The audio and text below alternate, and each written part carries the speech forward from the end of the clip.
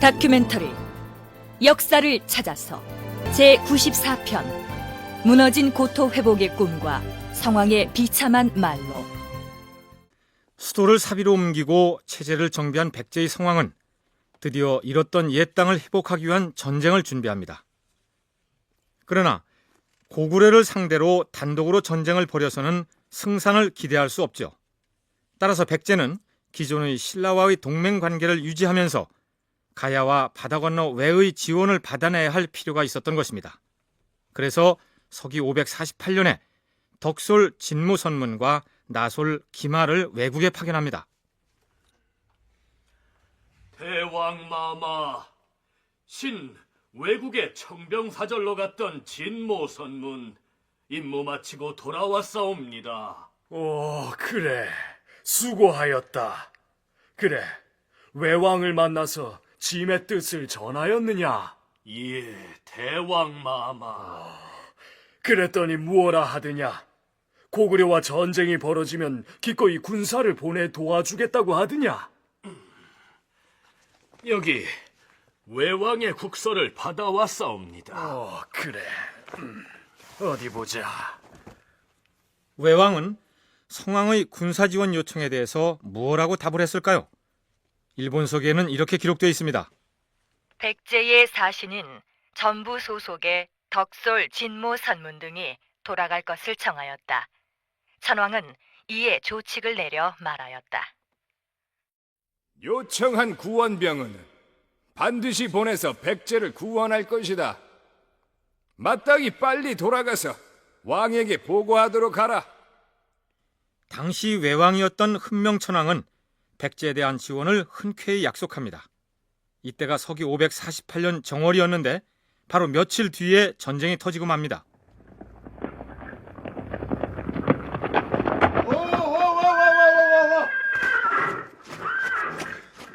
대왕마마, 큰일 났사옵니다. 무슨 일인데 그러느냐? 고구려왕 병성이 예와 모의하여 한수 북쪽의 독산성으로 공격해오고 있다는 파벌이 왔사옵니다. 아니, 고구려가 먼저 싸움을 걸어왔다는 말이냐? 그러하옵니다. 이왕 터질 전쟁이라면 일찍 터져준 것도 나쁠 건 없지 않겠사옵니까? 아니다. 신라와 가야 그리고 외국과 치밀하게 공조를 해야 승산이 있는데 아직 준비를 갖추지 못한 상황이 아니더냐. 일단 이번에 고구려 침공을 막아낸 다음에 고토 회복 전쟁을 국내해야 할 것이다. 그러면 소자가 군사를 이끌고 나아가 고구려군을 쳐부수겠사옵니다. 신라의 구원병을 요청하는 사신을 보낼 것이니 이번 기회에 신라와 연합작전을 성사시키도록 하라. 알겠습니다, 대왕마마. 자, 가자!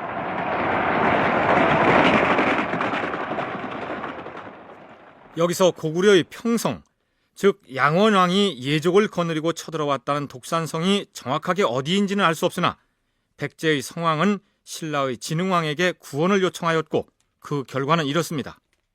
신라왕은 장군 주진에게 명하여 갑옷 입은 군사 3,000명을 거느리고 밤낮 쉬지 않고 가서 독산성 아래에 이르러 고구려 군사와 싸워 크게 무찔렀다. 결국 신라 지원군이 활약으로 고구려군을 물리칠 수 있었던 것입니다. 이상은 삼국사기의 내용이었는데 일본서기에는 그 뒤에 좀 애매한 기사가 이어지고 있습니다. 그 내용은 이렇습니다. 백제가 중부 간솔 야겸예 등을 외국에 보내서 이렇게 얘기합니다.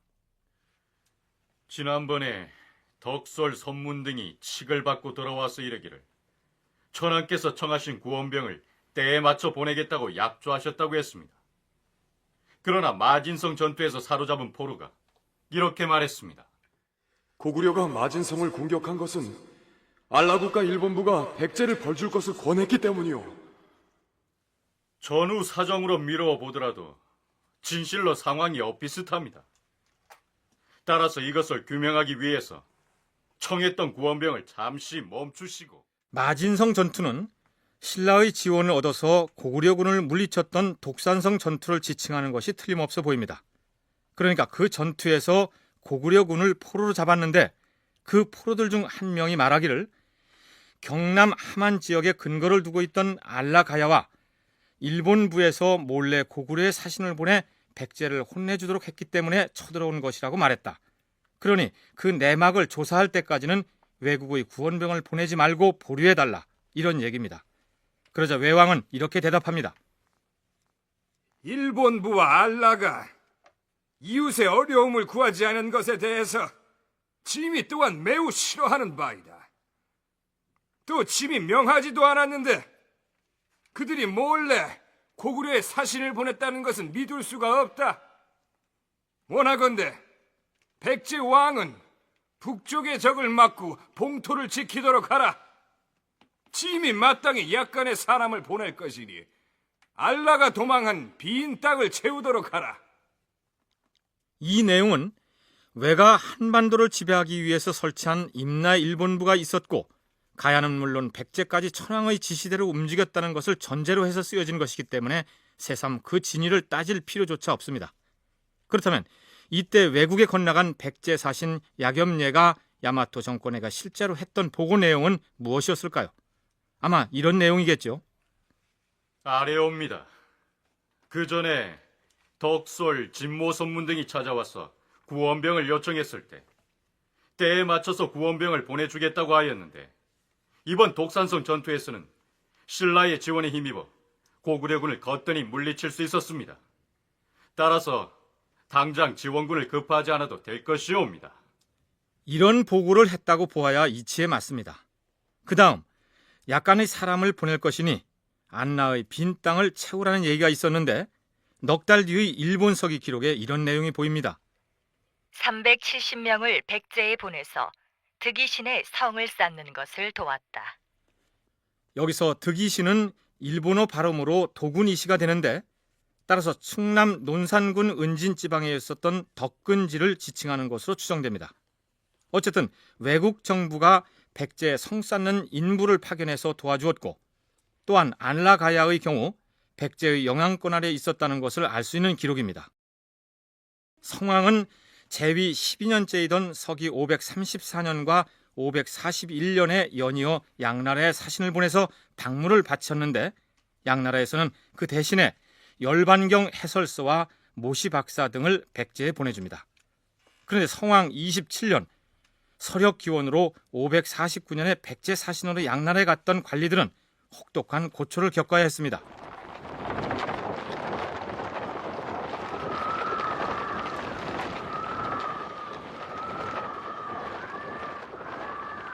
아니, 이곳이 양나라의 도성이 틀림없으렸다. 사방의 자욱한 연기는 또 어찌 된 것이며 저기 저 무너진 것들은 양나라 황실의 궁성이 아니더냐. 그렇습니다, 나으리. 양나라 조정에 변고가 닥친 모양입니다. 이 일을 어찌한단 말이냐. 양나라 조정이 약해진 틈을 타서 후경이라는 인물이 반란을 일으켰는데 백제 사신들은 그 사실을 모르고 도착했던 것입니다.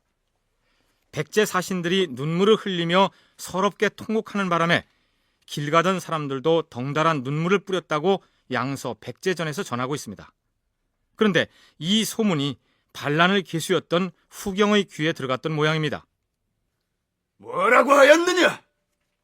백제 사신들이 불에 탄 궁궐을 바라보면서 바닥에 엎드려 통곡을 하더란 말이냐? 이런 괘씸한 놈들이 있나? 놈들을 당장 감옥에 가두도록 하라! 백제 사신이 궁성이 황폐한 것을 보고 눈물을 흘리며 통곡하자 후경이 노하여 사신을 잡아 옥에 가두었다. 후경의 난이 평정된 다음에야 풀려나서 본국으로 돌아갈 수 있었다. 당시에 백제가 남조의 양나라와 얼마나 우호를 돈독히 하고 밀접한 교류를 해왔는가를 상징적으로 보여준 사례라고 할 수 있겠죠. 서기 550년, 이때부터 한반도에서는 고구려와 신라, 그리고 가야와 외까지를 포함한 치열한 각축전이 전개됩니다. 우선 550년 3월 12일 외국을 출발한 세 척의 배가 백제의 사비도성 바로 아래 나루터에 들어옵니다. 자, 닻을 내려라!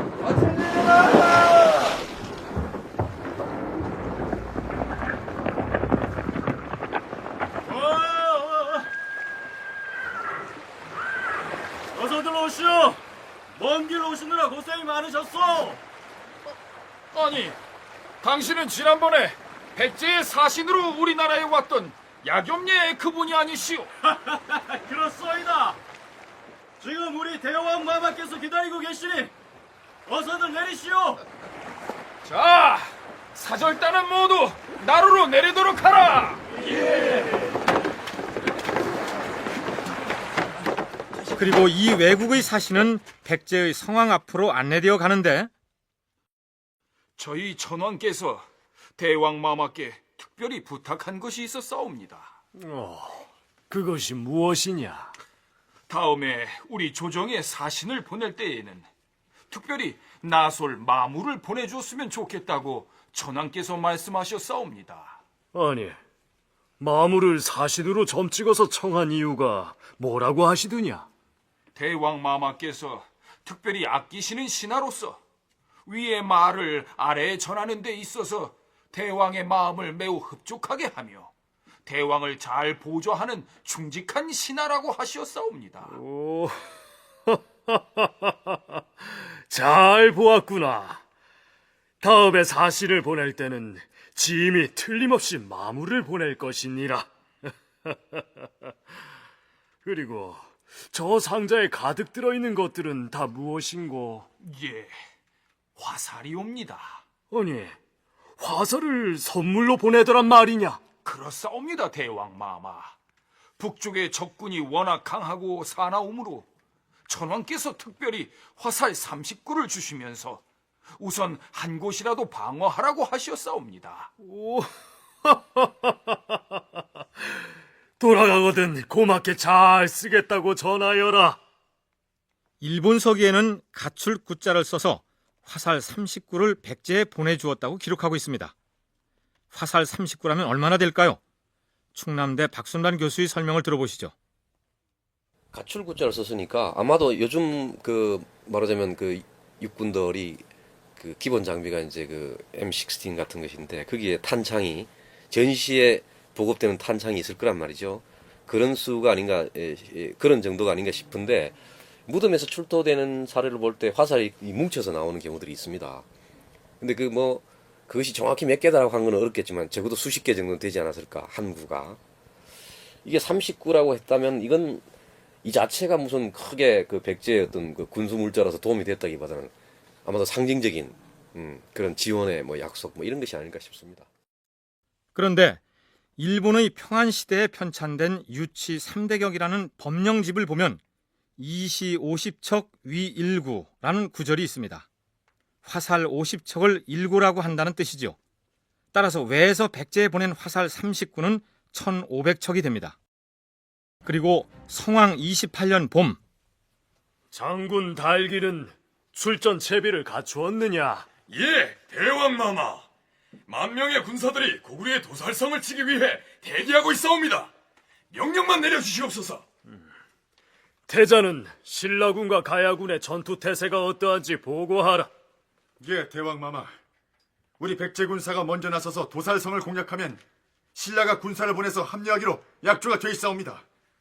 가야는 우리 백제 장수의 지휘를 받아 전쟁에 임할 것이옵니다. 그러나 고구려의 군사력을 만만하게 봐서는 안 될 것이니라. 지금 고구려의 정세가 어떠한지 정탐을 해보았느냐? 예, 대왕 마마.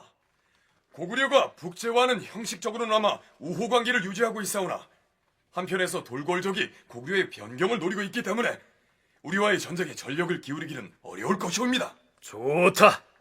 이제 우리는 잃었던 우리의 옛 땅을 되찾는 성스러운 전쟁을 감행할 것이다. 장수는 군사를 이끌고 출정하여 고구려군을 쳐부수라!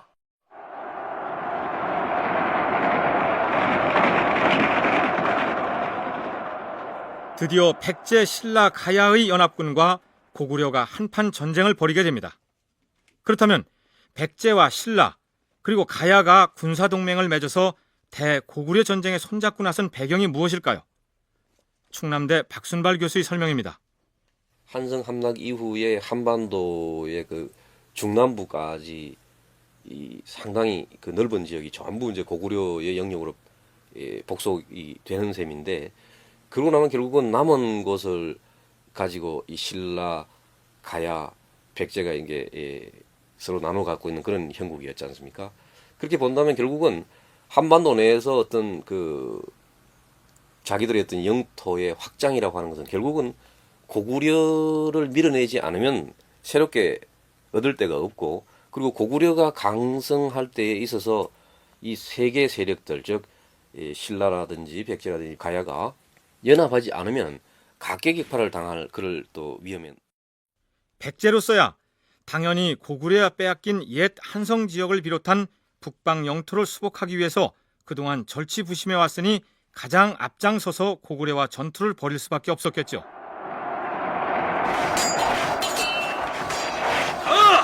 적군이 성 안으로 쫓겨 들어가고 있다. 기병들은 추격하라.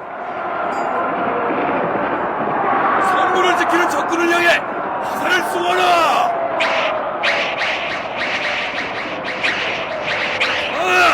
이제 됐다. 성문을 부수고 성 안으로 진격하라.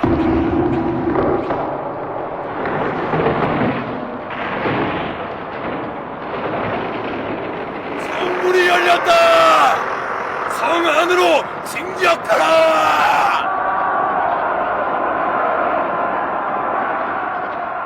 성왕의 명을 받은 백제 장군 달기는 드디어 고구려의 도살성을 공격하여 함락시킵니다. 뿐만 아니라 일본 서기에는 백제, 신라, 가야의 연합군이 거둔 전과를 이렇게 기록하고 있습니다. 서기 551년 백제 상왕이 몸소 백제 군사 및 신라와 가야의 군사를 거느리고 고구려를 정벌하여 한성의 땅을 차지하였다. 또 진군하여 평양을 토벌하였는데 무릇 옛 땅 6개군을 회복하였다. 삼국사기 백제 본기나 신라 본기에는 나와 있지 않으나 삼국사기 열전편 거칠부전에서는 또 이렇게 서술하고 있습니다. 신라 진흥왕 12년에 왕은 거칠부 등 8장군에게 명령하여 백제와 더불어 군사를 일으켜 고구려를 침공하였는데 백제의 군사가 먼저 평양을 격파하니 거칠부 등은 승리한 틈을 타서 중령박, 고연안의 10개군을 공취하였다. 그러나 고구려라고 그냥 당하고만 있지는 않았습니다.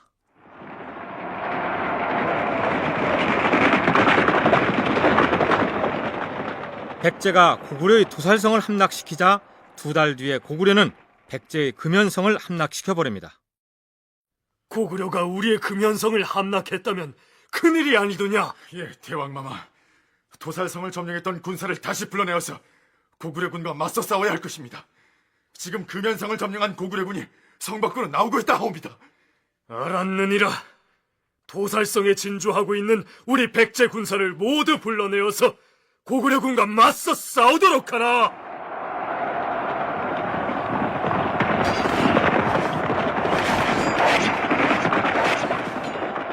그렇다면 이 전투의 와중에서 신라는 어떤 행동을 취하고 있었을까요? 무엇보다 신라가 백제와 연합전선을 펴면서 어떤 계산을 하고 있었겠느냐 하는 점을 따져볼 필요가 있을 것 같은데, 가톨릭대 김영심 교수는 당시 신라가 백제와 연합전선을 구축한 것은 진흥왕의 영토 확장 전술의 일환이었다고 분석합니다. 진흥왕 자체가 얼마나 영토 확장하는데 이제 혈안이 돼 있었고, 바로 보면 신라가 이제 그 한강 상류역 차지하고 나서 신주를 설치한다든가 아주 적극적으로 그 지역을 지배하려고 이제 그 아주 짧은 기간이지만 551년부터 553년 사이에 그 조처를 다 취해놓거든요. 그러니까 이미 553년에 그 백제가 차지했던 것까지 차지하려는 그런 속셈도 사실은 있었던 거죠. 어쨌든 백제는 고구려와 치열한 전투를 벌이느라 이미 고구려로부터 빼앗아서 확보했던 땅에 대해서는 돌볼 겨를이 없었는데, 신라에서는 이때를 놓칠세라 두 나라가 싸움을 벌이는 틈바구니에서 영토를 확장하기 위한 계책을 모의합니다. 이찬 이사부는 지금 고구려와 백제의 전세가 어떠한지 보고하도록 하라. 예, 대왕마마. 백제가 먼저 고구려의 도살성을 함락하였사온데 뒤이어 이번엔 고구려가 백제의 금연성을 함락하였사옵니다. 그런데 이번엔 그 두 성을 점령했던 양쪽 군사들이 벌써 여러 날째 벌판에서 싸우고 있어옵니다. 오, 그래. 그렇다면 바로 그 도살성과 금연성을 양쪽 점령군이 지키고 있다고 해도 소수 병력만 성에 남아있을 것 아니겠느냐? 그러하옵니다. 더군다나 두 나라 군대는 연이은 전투 때문에 지칠 대로 지쳐 있사옵니다. 그거 잘 되었구나. 이찬 이사부는 이 틈을 타 군사를 데리고 가서 그 두 성을 공격해서 차지하도록 하라. 삼국사기 신라 본기에는 이 대목을 이렇게 기록하고 있습니다. 정월에 백제가 도살성을 빼앗자 3월에 고구려는 백제의 금연성을 함락시켰다. 진흥왕은 양국이 싸움에 필요한 기회를 타서 이찬 이사부에게 명하여 이들을 공격하게 하였다. 신라군은 이 두 성을 공취하고 나서 성을 증축한 다음 1000명의 군사를 거기에 머무르게 하여 지키게 하였다. 백제로서는 고구려군과 애써 싸워서 빼앗은 땅을 신라에게 고스란히 넘겨준 꼴이었으니 기가 막힐 노릇이었습니다. 그런데 백제와는 치열한 전투를 벌이면서 신라가 한강 유역의 땅을 불로소득으로 차지하는 모습에 대해서는 별 저항 없이 뒷걸음만 쳤던 고구려의 태도 역시 수상쩍었습니다. 이 무렵에 고구려가 이 물러서게 된 것은 고구려 내부 사정도 사실 있는 것이죠. 내부에 상당히 그 정세가 국내 정세가 복잡한 이런 또 상황이 있는데 이 상황 속에서 결국은 물려주되 더 이상의 추격, 고구려로서는 후방이 좀 안정되기를 바라는, 즉 전선이 안정되기를 바라는 입장에서는 일찍부터 관계를 가지고 있었던 신라로 하여금 그 실제 이권을 주면서 더 이상 그 전선이 북으로 확대되는 걸 방지하는 그런 이른바 그 이면 미리학이라 할까 이런 것도 있었다고 봐야 될 것 같습니다. 그런 입장에서 본다면 여기서 고구려와 백제가 싸우고 있는 틈을 타서 신라가 쉽게 그것을 공격해서 이권을 챙길 수 있었던 것은 백제가 고구려와 맞서 싸우고 있는 동안에 백제, 신라, 가야의 연합군이 싸워서 공동으로 빼앗은 옛 백제의 영토를 신라가 통째로 차지할 수 있게 된 것은 고구려와 신라 사이에 맺었던 사전 밀약 때문이었습니다. 이것은 성왕이 외국의 왕에게 군사 원조를 요청하면서 보낸 국서에서도 잘 나타나 있습니다. 고구려가 신라와 화친하고 세력을 합하더니 이제 와서는 우리 백제와 가야를 멸하려고 도모하고 있소. 그러므로 삼과 구원병을 청해서 먼저 불시에 공격하고자 하니 도와주기 바라오. 그렇다면 애초에 고구려에 대항하여 연합작전을 벌일 때 백제와 신라 사이의 전쟁 참여 조건을 두고 어떤 얘기들이 오갔을까요? 우리가 공동작전을 펴서 고구려로부터 땅을 빼앗게 되거든 한성을 비롯한 옛 백제의 영토는 당연히 당신들 백제가 차지하시오. 우리 신라는 동쪽 지방을 차지할 것이오. 고구려가 한강 유역의 땅을 신라에게 선선히 넘겨주고 물러난 데에는 그럴 만한 이유가 있었습니다. 서기 551년의 고구려 본기 내용을 살펴보면 이렇습니다. 안원왕 7년 가을 9월 돌궐이 침입하여 신성을 포위했으나 이기지 못하고 백암성으로 옮겨가서 공격을 계속했다. 왕은 장군 고후를 시켜 군사 10,000명을 거느리고 가서 막게 하였는데 서북 변경에서 돌궐이 쳐들어와서 군사를 그쪽으로 움직여 할 판에 남쪽 전선에서 백제와 신라 그리고 가야까지 연합한 군사를 상대하기가 버거웠던 것이죠. 그리고 만일에 한성을 비롯한 한강 유역 땅을 백제가 차지하게 되면 다시 세력이 막강해진 백제와 국경을 맞대야 하는데 그것은 여간 부담스러운 상황이 아니었습니다. 그래서 차라리 신라에게 넘겨주기로 밀약을 했던 것이죠. 그런데 이런 상황이 삼국사기 백제 본기에는 거의 나타나 있지 않고 신라 본기에만 아주 간략하게 언급되어 있습니다.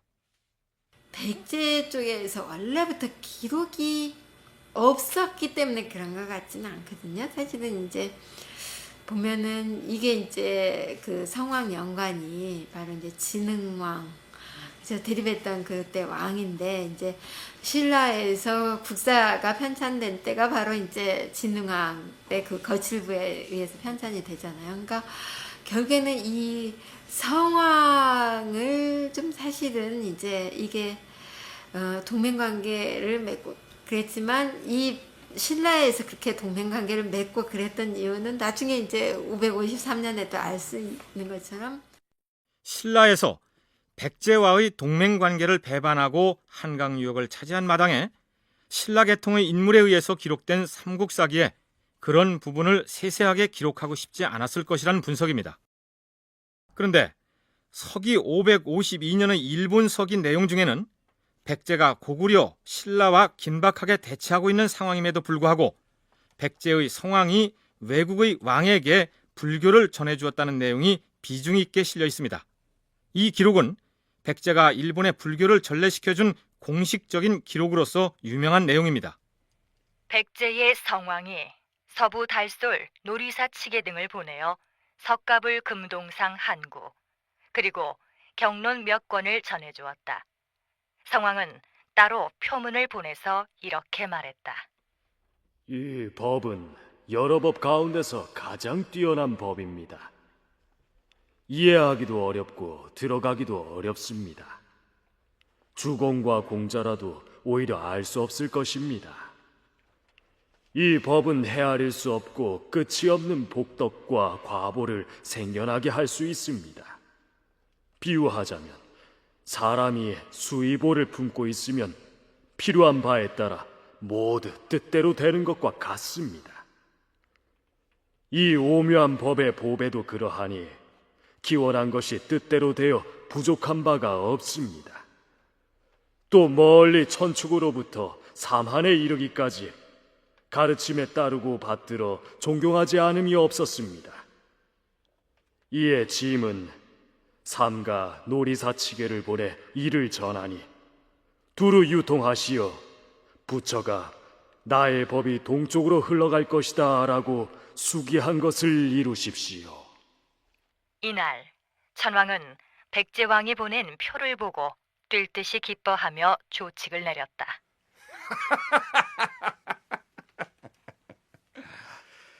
짐이 예로부터 이와 같이 미묘한 법은 듣지 못했느니라.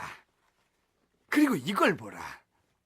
백제에서 가져온 불상은 모습이 단아하고 엄숙하다. 일찍이 전혀 없었던 것이니 불상 앞에 예배해야 되지 않겠는가? 경들의 생각은 어떠한가? 폐하, 서쪽의 여러 나라가 한결같이 예배를 하는데 우리가 어찌 홀로 거스르겠사옵니까? 아니되옵니다.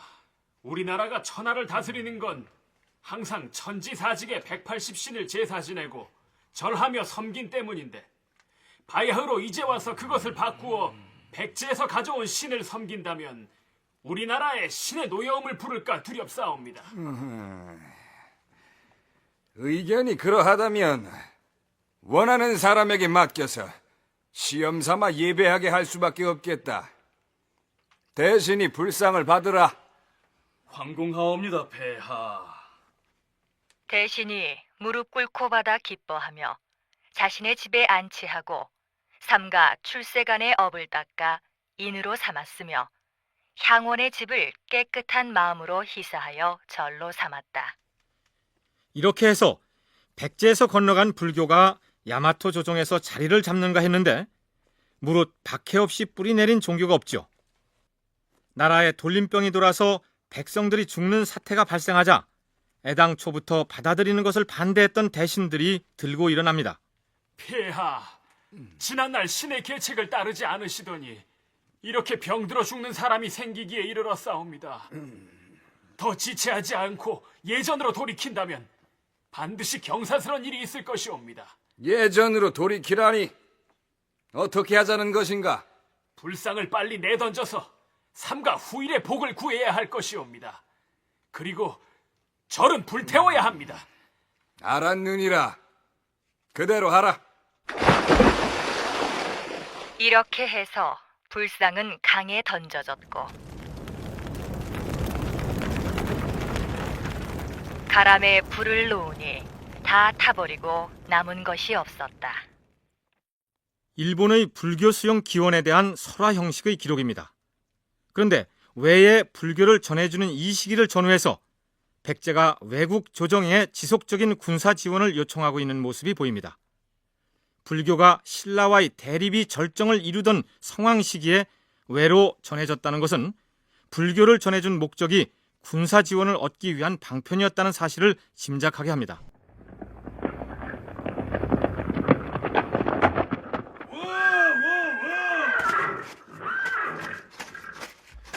대왕마마, 신라가 북쪽 우리 영토를 빼앗아서 변경에 신주를 설치했다옵니다. 아니, 이런 배은망덕한 놈들이 있나? 그렇다면 고구려군과 애써 싸워서 빼앗았던 평양과 한성을 모두 신라에게 넘겨주고 말았다는 말이 아니더냐? 이런 분한 노릇이 있나? 삼국사기 신라본기에는 진흥왕 14년 7월에 백제의 동북변을 공격하여 빼앗고 신주를 설치하여 아찬 무력을 그곳의 군주로 삼았다고 기록하고 있습니다. 여기에 나오는 신주는 오늘날의 경기도 광주를 말합니다. 백제의 옛 수도였던 한성 일대를 신라가 차지해버렸다는 얘기죠. 일본서에도 이렇게 기록되어 있습니다. 백제가 한성과 평양을 모두 버렸다. 이로 말미암아 신라가 한성에 들어가 살게 되었다. 그런데 이해하지 못할 기록이 보입니다. 신라가 백제의 동북변을 빼앗아서 신주를 설치했다는 때가 서기 553년 7월인데 석 달 뒤인 10월에는 이런 내용이 기재되어 있습니다. 성왕은 왕녀를 신라에 시집 보냈다. 신라 본기에도 같은 내용이 올라 있습니다. 진흥왕은 백제의 왕녀를 아내로 맞아서 소비로 삼았다. 백제에서 왕실의 처녀를 신라 진흥왕에게 시집 보냈다는 내용인데 신라가 백제를 공격하여 한성 일대의 땅을 빼앗고 거기다가 신주를 설치해서 백제 측에서 신라에 대한 분노와 배신감이 하늘을 찌르는 상황인데 신라의 왕에게 왕실의 여자를 시집 보냈다는 것이 말이 되느냐 이런 얘기입니다. 어찌 보면 또 이해된다고 할 부분도 있겠습니다.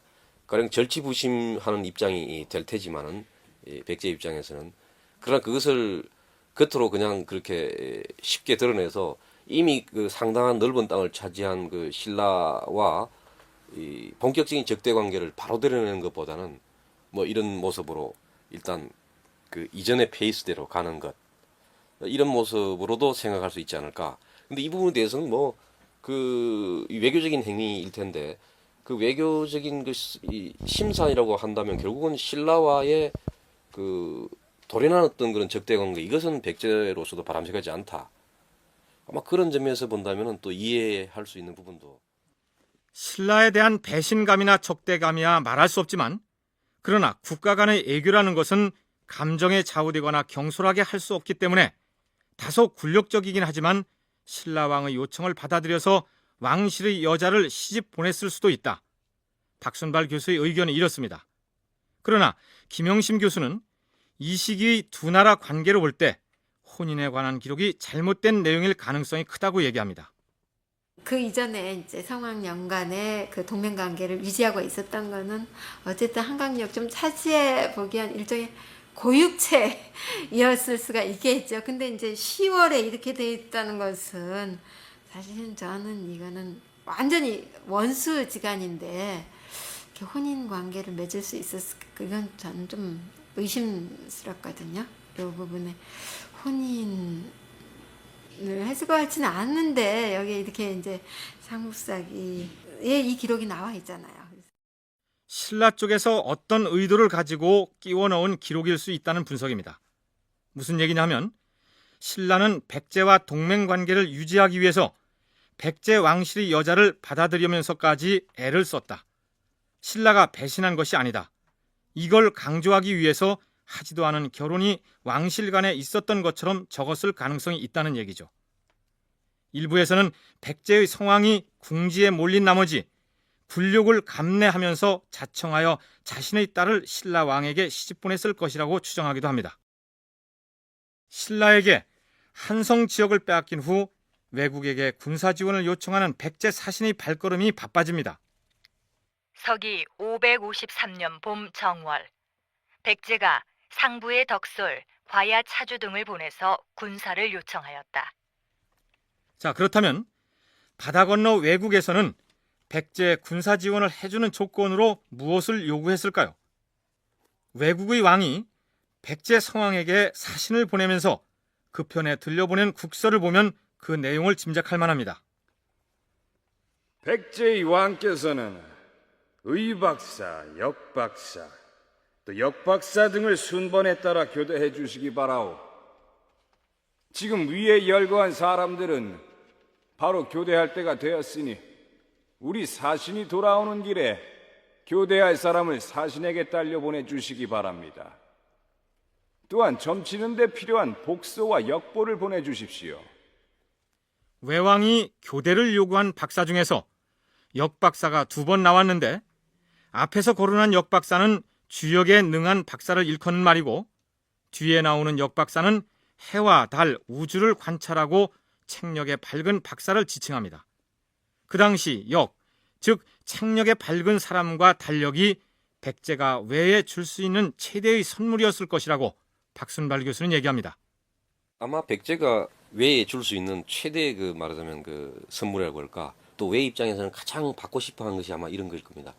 그러니까 이 무렵 외에는 이제 나름대로 그 자기들의 통치 체제를 갖추어 나가야 되고 뭐 이럴 때인데, 그럴 때 가장 필요한 것이 가령 이제 그 역 달력이죠.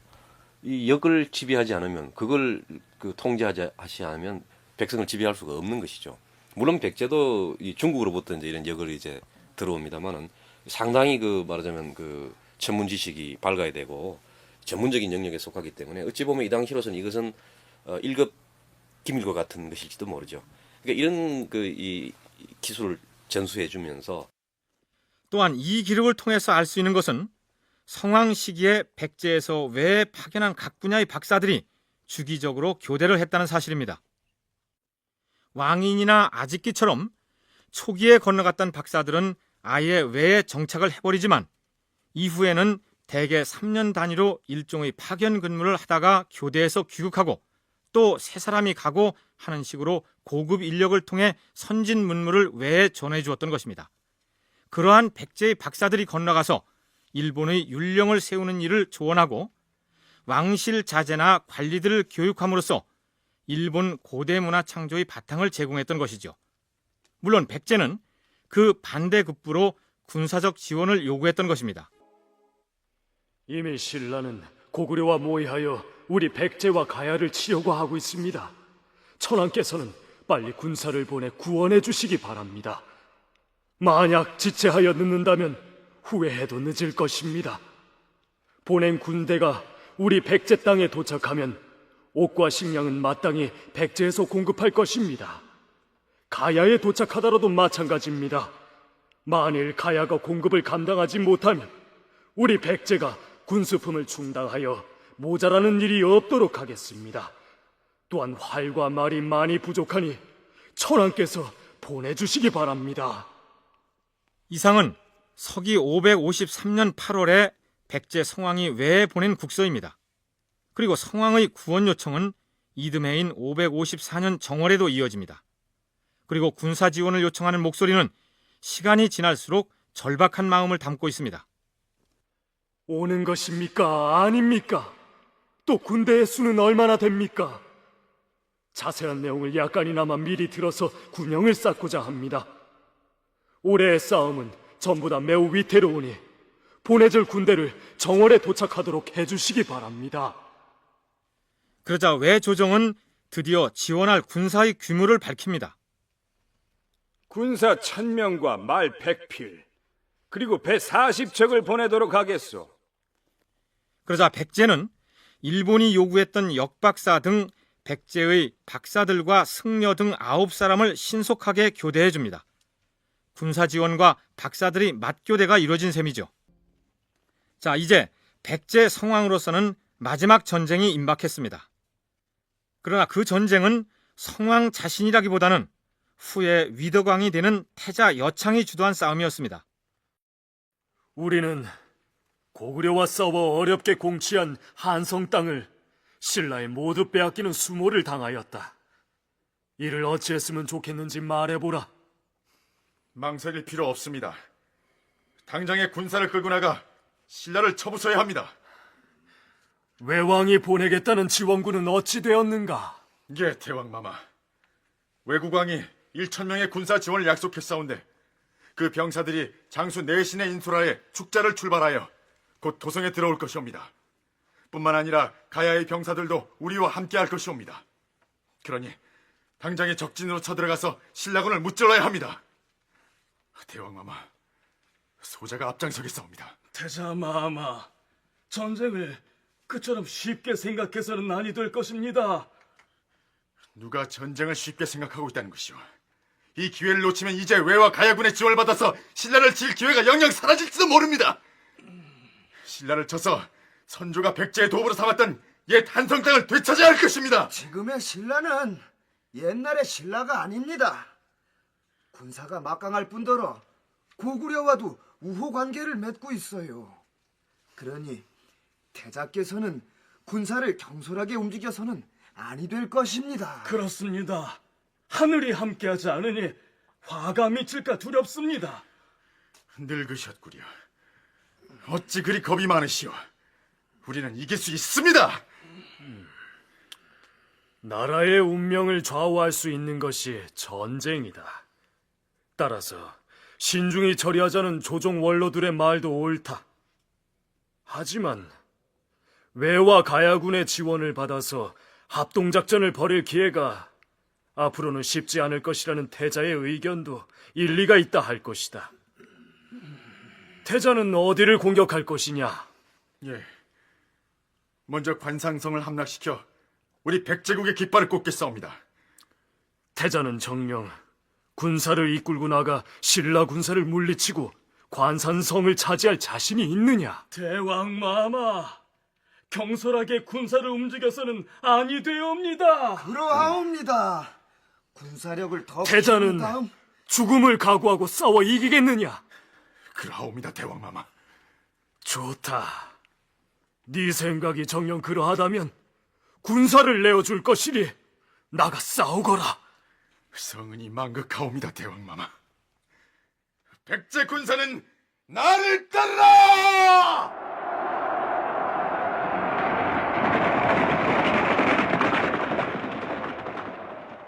태자 여창이 군사를 몰고 쳐들어간 관산성은 일본서기에는 함산성이라고 표기되어 있는데 지금의 충청북도 옥천을 지칭합니다. 이 전투가 어떻게 전개됐는지 그 자세한 내막은 알 길이 없습니다만 바다 건너 외국에 추가 지원을 요청하러 간 백제 사신편에 성왕이 보낸 국서의 내용을 보면 이런 대목이 나옵니다. 자, 성안으로 부하산을 쏘아라!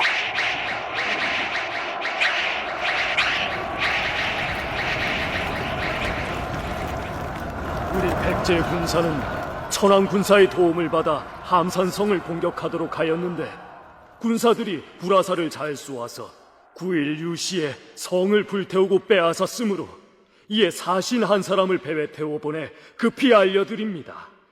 그러나 만일 신라뿐이라면 문제없겠으나 고구려가 신라와 마음을 함께하고 힘을 합했기 때문에 성공하기 어렵습니다.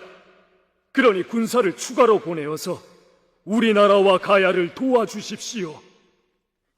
여기에는 이미 관산성을 함락시켰다고 적혀 있는데 다른 기록들로 미뤄보면 신뢰하기 어려운 내용입니다.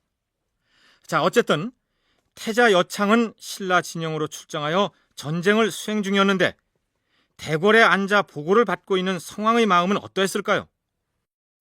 자세히 보고를 해보거라. 지금 태자가 어떻게 지내고 있느냐? 건강은 문제가 없느냐?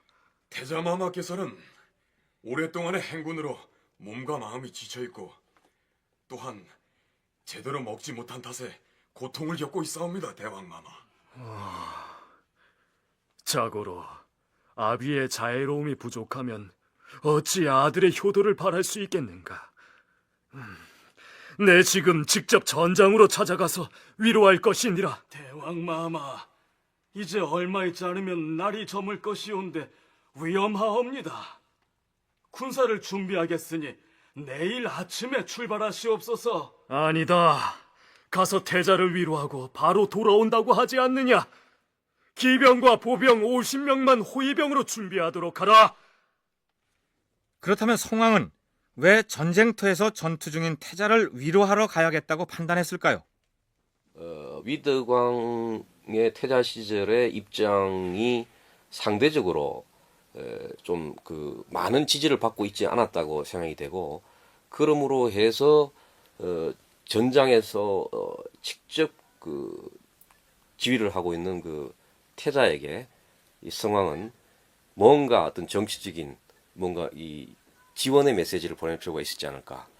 그래서 왕이 친히 전장을 가서 독전한다 그럴까, 그 노고를 취해한다 그럴까, 뭐 이런 어떤 그 왕으로서의 어떤 정치적인 행위가 필요했다고 여겨지고, 그 결과에 따라서 아주 말하자면 이른바 전방 시찰을 할까요? 이 불시의 전방 시찰하는 이런 모습으로 이제 관산성의 전투 지역으로 들어가게 되죠. 신라와의 관계에 있어서 강경 노선을 주장하던 태자 여창은 조정 내부에서 소수파로 몰리고 있었을 가능성이 있습니다. 그래서 아버지인 성왕이 보기에 그의 전쟁 수행은 더욱 고독하게 보였겠죠. 따라서 전장으로 직접 찾아가 위로함으로써 아들에게 힘을 주고 정치적으로도 입지를 강화해주고 싶은 생각이 있었겠죠. 그런데 결국 성왕은 아들을 위로하러 간 그 행차에서 목숨을 잃고 맙니다. 그런데 삼국사기에는 이렇게만 실려 있습니다. 왕은 신라의 복병이 일어나 그들과 더불어 싸우다가 난병에게 살해당하였다. 하지만 일본서기에는 성왕의 죽음에 관련된 내용이 비교적 상세하게 기술되어 있습니다. 성왕이 전쟁터로 향하고 있다는 정보는 순식간에 신라 조정에 전해집니다. 대왕마마, 지금 백제 왕이 태자를 위문하기 위해서 소수의 호위병만 거느리고 길을 나섰다옵니다. 그래. 잘 되었구나. 나라 안의 모든 군사를 동원하여 백제왕이 지나는 길목에 매복하도록 하라. 백제 성왕은 그것도 모르고 50여 명의 군사만을 거느리고 밤길을 가고 있었습니다.